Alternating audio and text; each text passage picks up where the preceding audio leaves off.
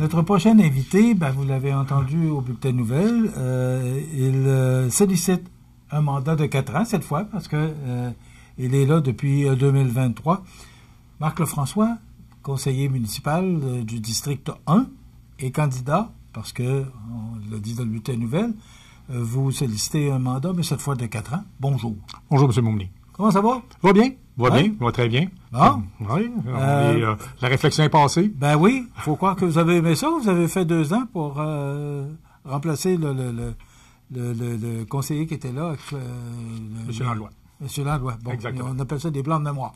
Pas de problème. Vous avez décidé de solliciter un mandat de 4 ans. Qu'est-ce qui vous motive, Marc? Bien, comme je vous avais déjà parlé par le passé, c'est vraiment l'opportunité. L'opportunité que la Ville se présente présentement, qui se présente à la Ville, c'est magnifique. On dirait que toutes les planètes sont alignées.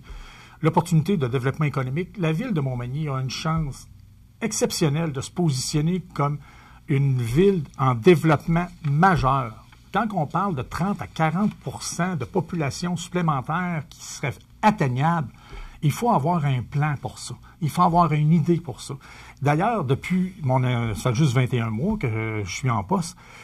Depuis 21 mois, j'ai fait quelques réalisations qui nous ont permis de se projeter avec cette idée de faire un développement économique. Oui, mais avant d'en arriver là, oui. Qu'est-ce qui vous fait croire qu'on pourrait avoir une augmentation de 30 à 40 %? Vous dites que les astres s'alignent, mais c'est quoi les astres? Ils sont composés de quoi, les astres, pour avoir cette positivisme-là aujourd'hui? Bien, premièrement, c'est sûr que le malheur des uns va faire le bonheur des autres. Le moratoire à Lévis, il n'est pas caché. Le moratoire à Lévis, qu'on est une ville qui est sur la rive sud de Québec. Deuxièmement, les 5 brises-glaces qui ont été octroyés à la compagnie Lévis. Quand on parle, justement, qu'il y a un objectif peut-être d'aller chercher entre 10 à 20 000 travailleurs, emploi direct, on sait très bien qu'un emploi direct occasionne 5 emplois indirects. Ça va faire une masse de personnes qui vont chercher des places pour se loger. Montmagny, on a tout ce qu'il faut pour loger du monde. On a tout ce qu'il faut pour attirer les jeunes familles. On a 4 écoles primaires, on a une école secondaire, on a un CPE, on a un cégep, on a un hôpital, ça devient pour les soins, quoi que ce soit. Un aréna, on va avoir un complexe sportif qui va être aussi beau que le PEPS de l'Université Laval, avec 2 bassins, etc. Pour ceux qui ont déjà été se baigner au PEPS, on va venir à Montmagny, là, on va avoir de quoi pour attirer tout le monde. Mais toutes ces infrastructures-là, on a besoin d'avoir un petit peu plus de population pour les payer, ces factures-là. Il n'y a pas de problème. Moi, j'ai l'impression que Montmagny, c'est comme si on avait un Cadillac à la porte, mais qu'on vit encore au salaire minimum. T'sais, on a encore le salaire minimum. Il faut être capable d'augmenter un peu nos revenus.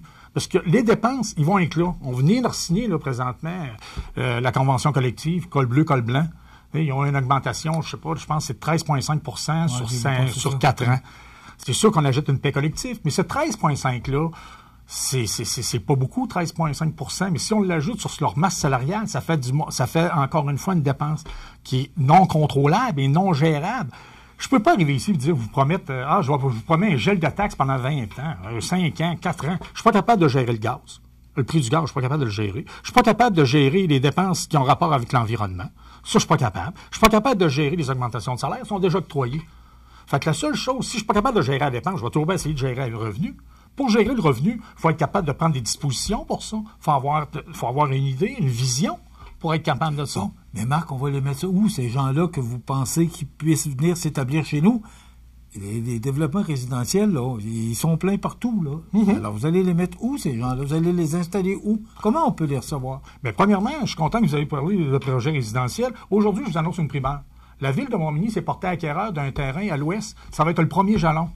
À l'ouest, concernant le fameux développement, on va pouvoir avoir, ce projet-là va avoir un potentiel de 180 terrains. C'est où exactement? Ici, à l'ouest, voisin, je ne sais pas si vous vous souvenez, dans le temps, l'ancien, c'est le terrain M. Jean Gendreau qui possédait M. Jean Gendreau, qui bornait avec, je vais vous dire, la forêt enchantée, puis de l'autre côté, avec le garage de Léon Normand anciennement.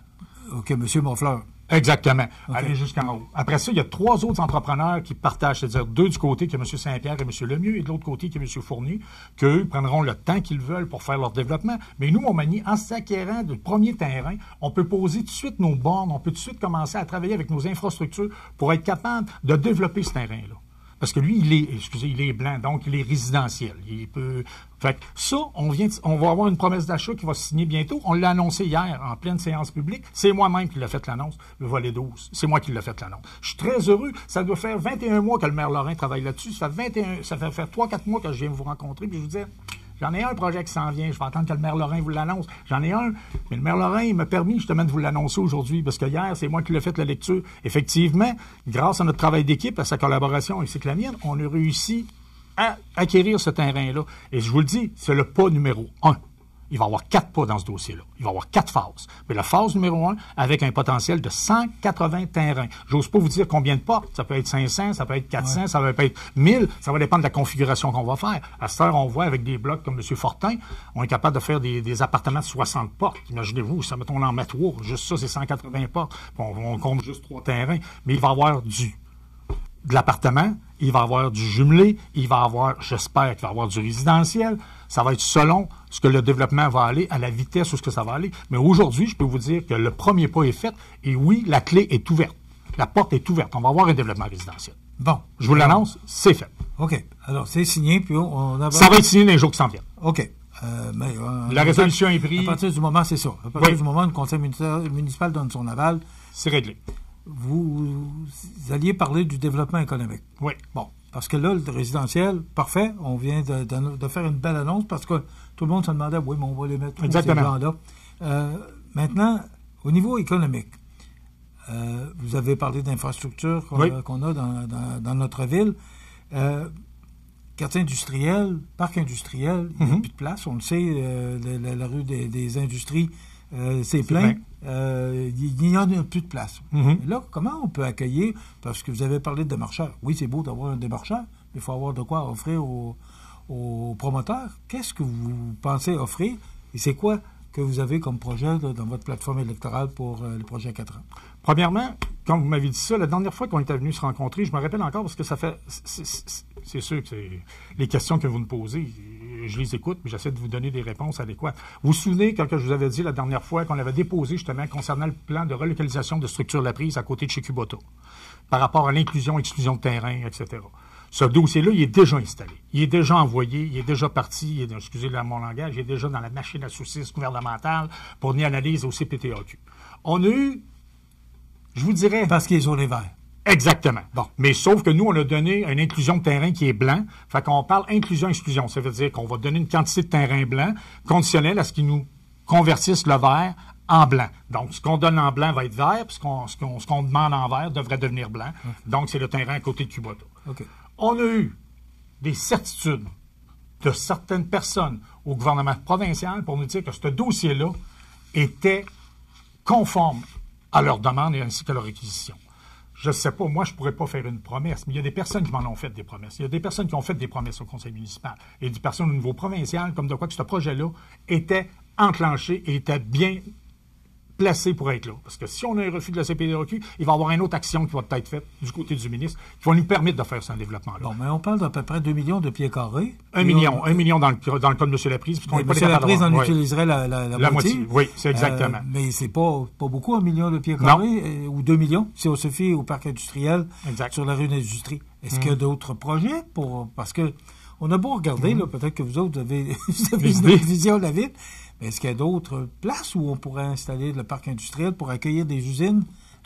Quand on regarde la Lévis à Lévis, là, c'est plaisant de voir une entreprise aussi performante amener du monde dans la municipalité. Est-ce qu'il y a d'autres projets qui peuvent être mis sur la table au niveau quartier industriel? Moi, je vous promets, dès les premières journées de mon mandat 2026, que je vais travailler sur un 4e parc industriel. Oui, j'en ai un plan. Je peux vous le dire, moi, ça ne me dérange pas, je peux vous le dire.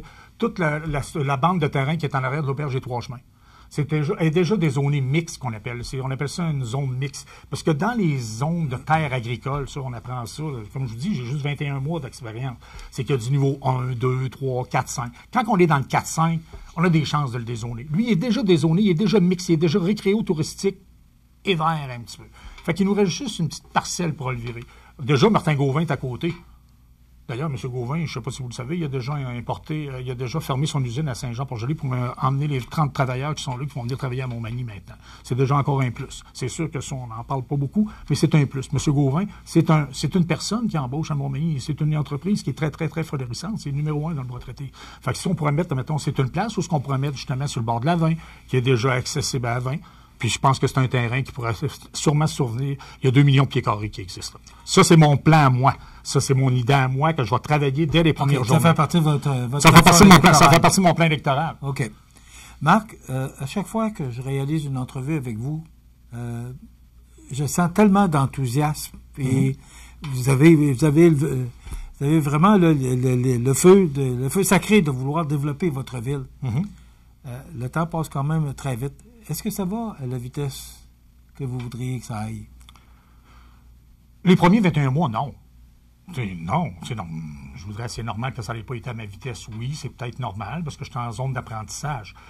Comme je vous ai déjà dit, j'ai une vision pour les prochaines années. J'ai la vision, justement, par rapport au démarcheur économique, où ce que lui va aller chercher des industries. Moi, ce que je veux, c'est que le décisionnel revienne à la table politique. C'est ce que je veux. Je veux que ce soit les élus qui décident. Bon, c'est dans votre communiqué, vous voulez que le conseil municipal ait plus de pouvoir. Exactement. Je veux que ce soit le conseil municipal qui va décider sur tous les projets de développement économique. C'est pas le cas actuellement? Bien, présentement, non, parce qu'il n'y a pas le chemin pour le faire. Présentement, quelqu'un qui va avoir un projet résidentiel ou un projet va s'adresser directement à la ville et automatiquement va être, excusez mon langage, mais va être screené par l'administration avant d'être représenté au conseil municipal. Il va être screené par rapport aux normes qu'eux sont obligés de travailler.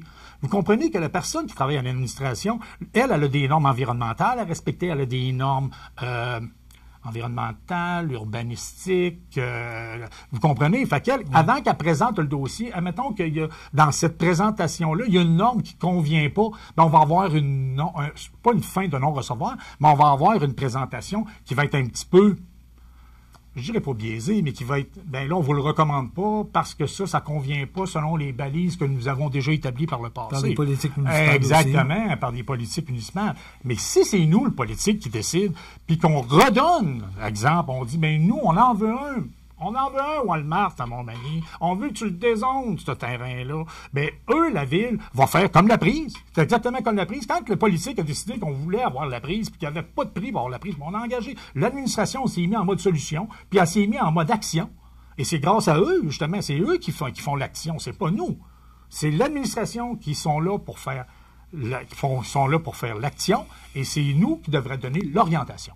Et pour ça, mais il faut les avoir, les cartes, entre les mains. On ne peut pas avoir les cartes un coup ça a été filtré. Il faut avoir les cartes avant la filtration, avant que ça ait été screené par la ville. C'est pour ça, on va avoir le démarcheur économique, il va emmener le projet au CA de la SDE, et la SDE va monter ça aux politiques. Et là, la politique prendra une décision. Bon, la SDE, vous avez décidé de donner aussi une autre tangente? Ben oui, parce que la SDE, je pense que c'est le nom dit, Société de développement économique. Mais je crois que la SDE va faire maintenant du développement économique, mais uniquement du développement économique. D'ailleurs, à partir du mi-septembre, il n'y aura plus d'événementiel à Montmagny. Pas à Montmagny, excusez, je me suis trompé, je me répète. Il n'y aura plus d'événementiel qui va être organisé par la SDE. Ça, c'est ça que je dis. Il va y avoir de l'événementiel encore, mais ce sera la ville qui va reprendre le relais. Et là, la ville, avec son comité des loisirs, avec son équipe à elle, pourra justement organiser son événementiel. De toute façon, c'est eux qui avaient le crédit. Nous, on va s'occuper du développement économique. Moi, je vais m'occuper du développement économique. Uniquement ça que je vais faire. Je vous le dis, là, je me concentre là-dessus parce que je vous le dis, le temps, c'est de l'argent, mais c'est l'opportunité, la fenêtre qu'on a est unique. C'est pour ça que je me présente, c'est pour être capable de faire ça. Est-ce que vous vous présentez comme indépendant ou vous vous présentez avec une équipe? Bien, présentement, toutes les personnes qui vont se présenter, vous savez, je vais me présenter comme conseiller, donc c'est pas moi le capitaine. Mais les personnes que j'ai rencontrées, les 3 prétendants au maire, m'ont toutes dit que eux, le développement économique sera une priorité pour eux.